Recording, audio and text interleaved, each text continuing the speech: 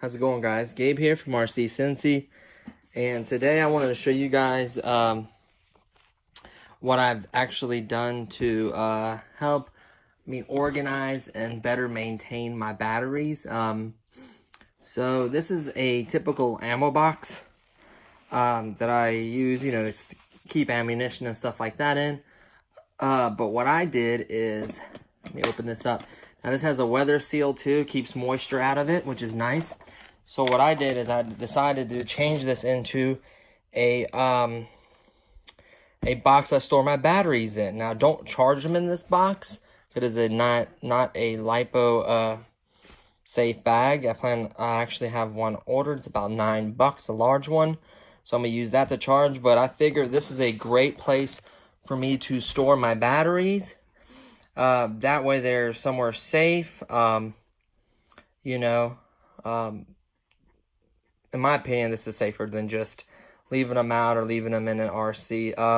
So all of them are clearly numbered, like U818A. That goes to the Holy Stone. Let's check out another one. This one is just number 1. Yep, this one's number 1. This is just a one I can use for anything. It didn't go to a particular item. Let's see what else I could pull out from here. This is one of those high voltages, number 2. So the AF is aftermarket. So these, you know, everything is labeled. I have the bigger packs on this side. It just makes sense. And then the smaller ones on this one. There are 2 cells in here as well. So let's pull out a 2 cell right about here.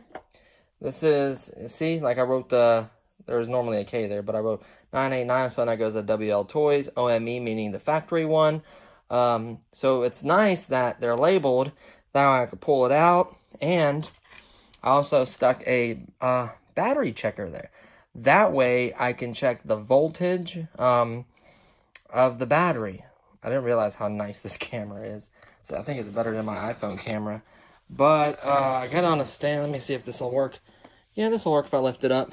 So I can just take my battery, and hopefully I have it the right way for you. Sorry for the loudness. And then like I said, all cells, 18.9. So we got 407 and 408. That's really well balanced battery. That's within the margin of error. I think this one is like between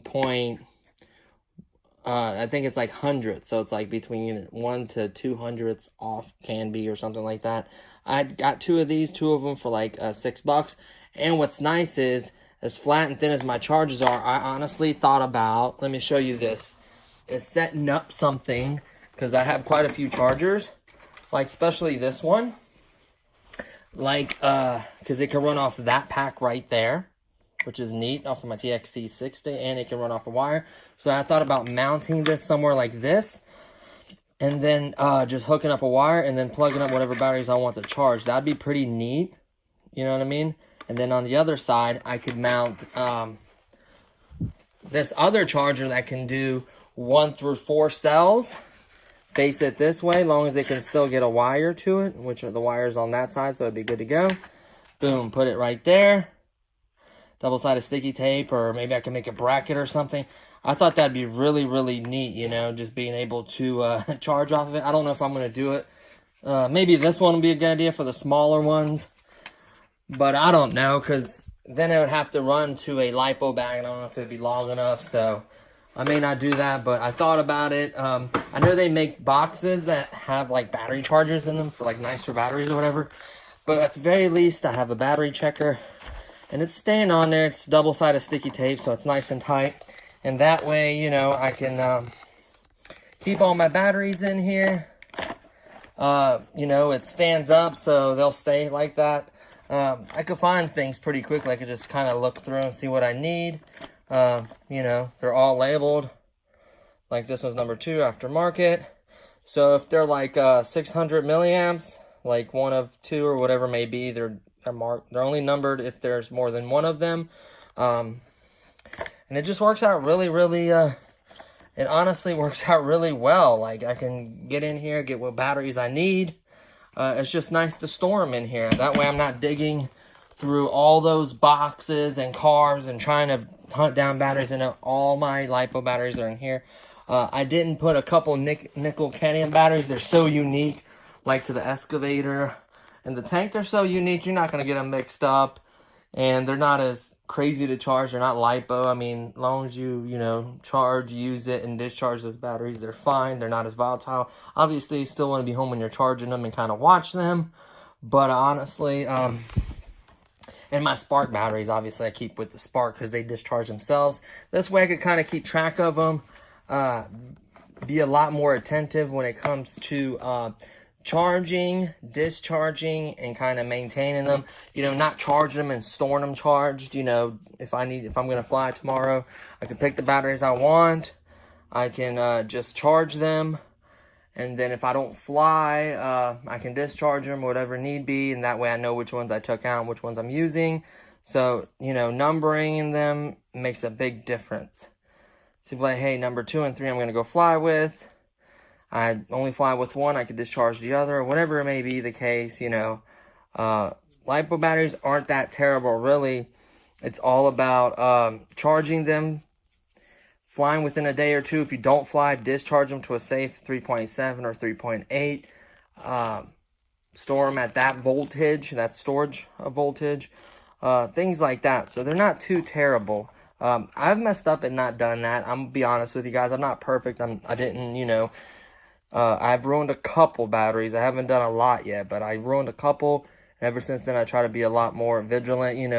Don't charge them until you're flying for sure, so you don't leave them charged. And if for some reason you can't fly that day, discharge them to a safe, to a safe level. So, really, that's all it's really about,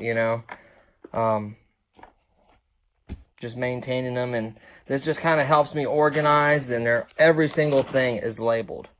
So I know this goes to the V950 OEM, so it's an OEM battery.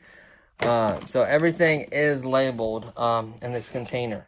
So I know exactly what it goes to, and if there's more than one, which one it is. So I thought that was pretty neat. I wanted to share that with you guys. I don't recommend charging in this. Once again, you do need a LiPo bag. I would highly recommend one. I haven't had one, and I just recently ordered one. Hopefully it gets here soon, honestly. I'm going to be honest with you guys. Every time I did charge, though, I would never left the house. I always watched it. Not watched it, but I always come check on it every, 10, 15 minutes or whatever. Like, it wouldn't be a case where I would charge it and leave the house. You never want to do that with LiPo. So, plus I balance charge my balance charger, so it's not too crazy level of charging. I kind of watch it, so it's not bad at all. But, just be safe with your batteries, maintain them, and they'll be good to you. You'll have them a lot longer. Especially that I'm going to get into drone, race drones and freestyle and stuff like that. I'm going to hopefully either build one or buy one. So I'm going to buy, 4S and 5 and 6S batteries that are much more expensive. And at that point, I am going to get a better hobby grade, more of a hobby grade charger, and kind of maintain those. And it's a good habit to start doing now. That way, when you have more expensive batteries, you don't trash a bunch of them. So it just makes perfect sense to take care of the batteries you have, and you'll just be better off, way better off. So I think that's all I got. I just wanted to share that with you guys. I thought it was neat. It's got a nice little rubber gasket, so it will keep moisture from getting in here. You just lock this, and it tightens up pretty tight. So that'll keep moisture and stuff from getting in there. I just store it with the rest of my RC stuff down here by my T-Maxes. So, just slide it in here. So it works out pretty well. It's out of the way. It's cool where it's at. And that's pretty much it. What else? Bad news on the V950.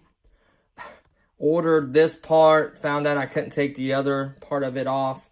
That long. Had to order a bunch of other parts. Ordered them from Banggood, and sure enough, it's been like 4 or 5 days later, they decided to email me and tell me they don't have the parts. And if you all want something different, if I want to order something different, I just went ahead and did a refund.